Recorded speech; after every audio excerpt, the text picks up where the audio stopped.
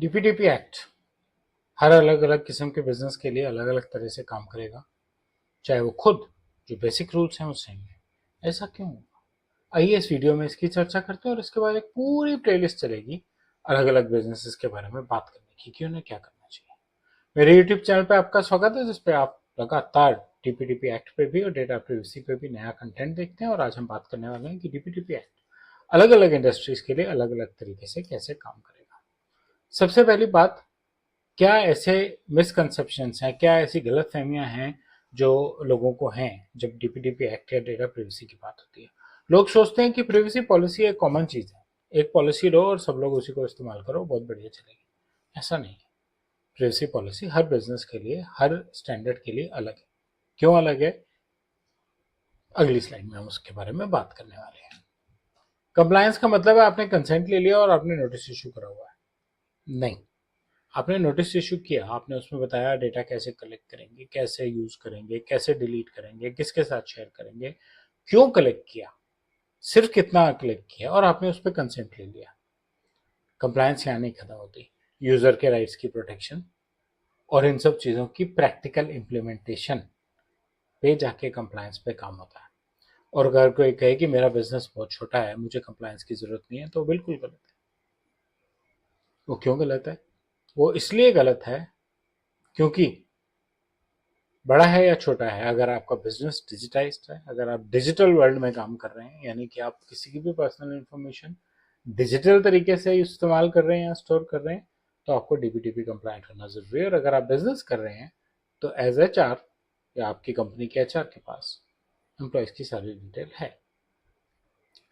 Across industries क्या क्या चीजें डिफरेंट होती हैं, किस तरह का डेटा है लोगों के पास, लोगों के डेटा की वॉल्यूम क्या है। एक अस्पताल में पेशेंट इंफॉर्मेशन का पेशेंट रिकॉर्ड, एक बैंक में फाइनेंशियल इंफॉर्मेशन, या एक कुरियर एजेंसी के पास सिर्फ आपका नाम, पता और फोन नंबर। कुरियर एजेंसी के पास कम कस्टमर होंगे एज कंपेयर टू बैंक्स और अस्पताल हॉस्पिटल। बैंक्स और हॉस्पिटल के डेटा की सेंसिटिविटी भी ज़्यादा है, कुरियर कंपनी से आपको फर्क नहीं पड़ता, पर्पज भी डिफरेंट है, लीगल ऑब्लिगेशंस भी डिफरेंट है।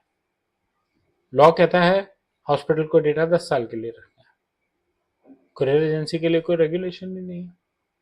ऑटोमेशन लेवल्स का डिफरेंस है। कुरियर एजेंसीज आपको अभी भी बहुत सी ऐसी मिलेंगी जो हाथ से पर्ची काटती हैं, तो वो तो कहेंगे हम तो डीपीटीपी कंप्लायंट होने की जरूरत ही नहीं है। लेकिन अच्छी कुरियर एजेंसीज जो ऑनलाइन है, वहाँ पे ऑटोमेशन है, लेकिन डीपीटीपी एक्ट के साथ कंप्लायंस उनको भी बिल्ड करनी जरूरी है।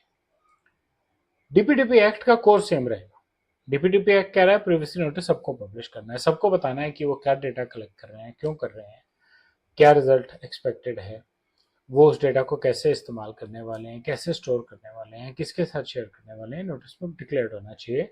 अकॉर्डिंगली कंसेंट लिया होना जरूरी है। कंसेंट के रूल्स हैं, जैसे कि एक्सप्लिसिट होना चाहिए। कंसेंट के रूल हैं जो कहते हैं कि आपको ऑप्ट इन की ऑप्शन होनी चाहिए, आपको कंसेंट विड्रॉ करने की ऑप्शन होनी चाहिए, कंसेंट फ्री होना चाहिए, पर्पस पूरा प्रॉपर समझ आया होना चाहिए।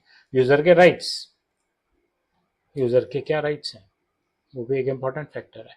डेटा की सिक्योरिटी, आपने सिक्योरिटी नहीं रखी डेटा की, आपने डेटा पे एक्सेस कंट्रोल नहीं लगाए हुए, आपने डेटा पे एंक्रिप्शन एनोनिमाइजेशन जैसी चीज़ें नहीं लगाई हुई, ये खतरनाक बात है। डेटा की ओवरऑल गवर्नेंस, डेटा कहाँ है, कैसे हैंडल हो रहा है, कैसे मूव कर रहा है, पेन ड्राइव पे कोई कॉपी करके तो नहीं ले गया, डेटा आप कब तक रिटेन कर रहे हैं। अलग अलग इंडस्ट्री के रूल्स हैं, जैसे मैंने पहले भी कहा, हॉस्पिटल्स को 10 साल के लिए रखना है, ई कॉमर्स को 3 साल के लिए रखना है, सबके रूल्स अलग हैं। डीपीडीपी एक्ट कहता है 1 साल के लिए रखो, लेकिन अगर आप किसी और रेगुलेशन में आते हो जिसकी रिक्वायरमेंट ज़्यादा है, तो उसकी रेगुलेशन के हिसाब से रखो।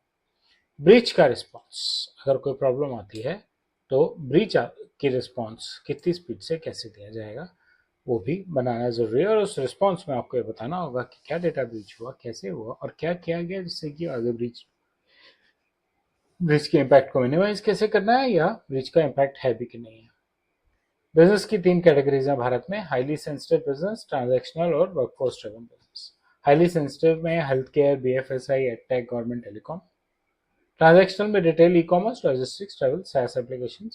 और वर्कफोर्स ड्रिवन, जिसमें आप कह सकते हैं कि भाई एचआर के पास क्या है, प्रोफेशनल सर्विसेज के पास क्या है, छोटी एजेंसीज, एमएसएमईज, एम्प्लॉयज के पास, एम्प्लॉयर्स के पास क्या है, सबके पास जैसे ही आपने एक आदमी को नौकरी पे रखा और उसकी सैलरी ऑनलाइन ट्रांसफर करने की बात की, आपके पास उसकी सेंसिटिव पर्सनल इंफॉर्मेशन है, आपके लिए कंप्लायंस जरूरी है। ये कुछ उदाहरण है। अस्पताल के पास मेडिकल रिकॉर्ड्स हैं जो हाईली सेंसिटिव हैं। ई कॉमर्स के पास परचेज हिस्ट्री है जो ज़्यादा सेंसिटिव नहीं है और डीपीटीपी एक्ट तो कह रहा है 1 साल के लिए रखनी है। एचआर के पास एम्प्लॉय का डेटा है जो सेंसिटिव है, not very high but high sensitivity. Restaurant को फर्क नहीं पड़ता, आप अंदर गए, अगर टेबल खाली है तो वो शायद आपसे फ़ोन नंबर भी ना मांगे, नहीं तो आपसे फ़ोन नंबर मांग लेगा, अपनी डायरी में आपका नाम साथ में लिख लेगा आपको फ़ोन करने के लिए कि साहब टेबल खाली हो गया। बिजनेसेस को क्या करना चाहिए, सबसे पहले उनको ये समझना चाहिए कि वो क्या डेटा कलेक्ट कर रहे हैं, बहुत ज़रूरी है। क्या डेटा कलेक्ट कर रहे हैं, क्यों कर रहे हैं, वो कैसे फ्लो कर रहा है ऑर्गेनाइजेशन के अंदर, क्या लीगल बेसिस है उस डेटा को कलेक्ट करने का। कंसेंट का एक मॉडल डिफाइन करना चाहिए। रिटेंशंस डिफाइन करनी चाहिए कि जो डेटा कलेक्ट किया है उसका पर्पस क्या है, कब तक रहेगा और पर्पस खत्म होने के बाद डेटा कैसे डिलीट किया जाएगा। जब तक वो है तब तक सिस्टम्स को सिक्योर कैसे बनाया जाएगा और यूजर के राइट्स की रिक्वेस्ट को कैसे हैंडल या रिस्पॉन्ड किया जाएगा। सबसे इंपॉर्टेंट, वेंडर्स, वेंडर्स को भी पेमेंट करने के लिए आप उनसे उनकी बैंक डिटेल मांगते हैं। आप कह सकते हैं कि कॉर्पोरेट वेंडर की आप कंपनी की बैंक डिटेल मांगते हैं, लेकिन जो आदमी आपको डिटेल देता है, जिसको आपने मेल डालनी होती है कि पेमेंट कर दिया, आप उसका नाम और फोन नंबर लेते हैं। तो ये कुछ स्टैंडर्ड चीजें हैं जो डीपीटीपी एक्ट कहता है आपको करनी चाहिए और आपको अपने बिजनेस के हिसाब से इनको ढाल के करना चाहिए। अगले वीडियो में हम बात करेंगे कि हेल्थ केयर इंडस्ट्री को क्या ध्यान रखने की जरूरत है। मेरे चैनल से सब्सक्राइब कीजिए, मेरा कंटेंट पसंद आया तो लाइक आइकन दबाइए और अगर आपके कुछ सवाल हैं या कुछ फीडबैक है तो कमेंट सेक्शन में शेयर कीजिए। धन्यवाद।